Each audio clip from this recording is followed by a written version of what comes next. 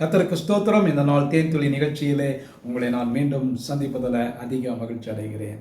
கர்த்தர் இந்த நாளிலே நம்மோடு கூட இருப்பாராக, நம்மை பலப்படுத்துவாராக, நம்மோடு கூட இருந்து நம்மை வழிநடத்துவாராக. இந்த பரிசுத்த ஆவியானவராகிய தேவனை குறித்து நாம் சிந்தித்து கொண்டு வருகிறோம். இந்த பரிசுத்த ஆவியானவரை குறித்து அப்போஸ்தலனாகிய பவுல் ரோமருக்கு எழுதின நிருபத்தில் 8ஆம் அதிகாரத்தில் தொடக்கத்திலிருந்து முடிவு வரை பார்த்தீங்கன்னா இந்த ஆவியானவரை குறித்து மிக அழகாக தெளிவாக விளக்கி சொல்கிறார். இந்த நாளில் கூட ஒரு சில காரியங்களை நாம் பார்ப்போம். இந்த நேரத்தில் குறிப்பாக நம்முடைய பலவீனங்களிலே இந்த ஆவியானவர் நம்மோடு கூட இருக்கிறார். எத்தனை பேர் நீங்கள் விசுவாசிக்கிறீங்க? கிறிஸ்துவுக்குள் பிரியமானவர்களே, இந்த நாளில் பலவீனப்படாதவன் ஒருவனும் இல்லை. எல்லாருமே பலவீனத்திலே காணப்படுகிறோம். ஒருவேளை ஆவியிலே பலவீனமாக இருக்கலாம், சரீரத்தில் பலவீனமாக இருக்கலாம், வியாதி இருக்கலாம்.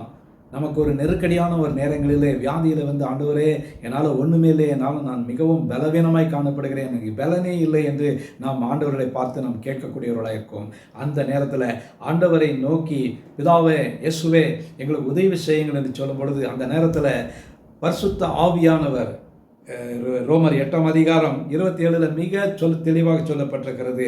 ஆவியானவர், ஆவி என்று போடவில்லை, ஆவியானவர் அவர் தேவனுடைய சித்தத்தின்படியே பரிசுத்தவான்களுக்காக ஜெபிக்கிறவராயிருக்கிறார். 26ஆவது அதிகாரத்தில் வசனத்தில் அந்தபடியே ஆவியானவரும் நமது பலவீனங்களில் நமக்கு உதவி செய்கிறார். நாம் ஏற்றபடி வேண்டிக் கொள்ள வேண்டியது என்னவென்று அறியாதிருக்கிறபடியால் ஆவியானவர் தாமே வாக்கு கடங்காத பெருமூச்சுகளோடு நமக்காக வேண்டுதல் செய்கிறார். கிறிஸ்துவுக்குள் பிரியமானவர்களே, இன்று ஒரு சத்தியத்தை உண்மையை அறிந்து கொள்ள வேண்டும். உங்களால் ஜெபிக்க கூட முடியாத ஒரு சூழ்நிலையாக இருக்கலாம். அப்படிப்பட்ட நேரத்தில் நமக்காக ஒருத்தர் வேண்டுதல் செய்கிறார், நமக்காக ஜெபிக்கிறவராயிருக்கிறார், நம்மை தாங்குகிறவராயிருக்கிறார். அநேக நேரங்களிலே நம்ம பலவீனப்பட்டு சோர்ந்து போய் காணப்படுகிற வேளையில் இதோ நான் உன்னோடு கூட இருக்கிறேன். இந்த ரோமர் 8:26 படியாக நம்முடைய பலவீனங்கள் எல்லாவற்றையும் இந்த ஆவியானவர் நம்மோடு கூட தாங்குகிறார், சுமக்கிறார்.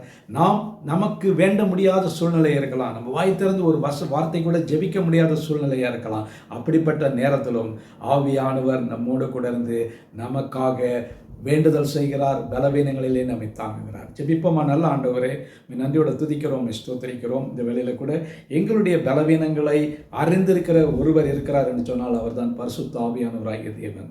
எங்களுடைய பலவீனங்களை எங்களுக்கு பரிதாபிக்கப்படுவர் தேவன் ஒருவர் இருக்கிறீர். அதற்காக ஸ்தோத்திரம். ஆசீர்வதிங்க, எங்களோடு கூட எப்பொழுது இருங்க. 24 மணி நேரமும் நாங்கள் தூங்குகிற நேரம் கூட ஆண்டவரே நீர் எங்களோடு கூட இருக்க வேண்டுமா ஜெபிக்கிறோம். இந்த நாளை ஆசீர்வதிங்க, காத்துக்கொள்ளுங்க, வழி நடத்துருங்க.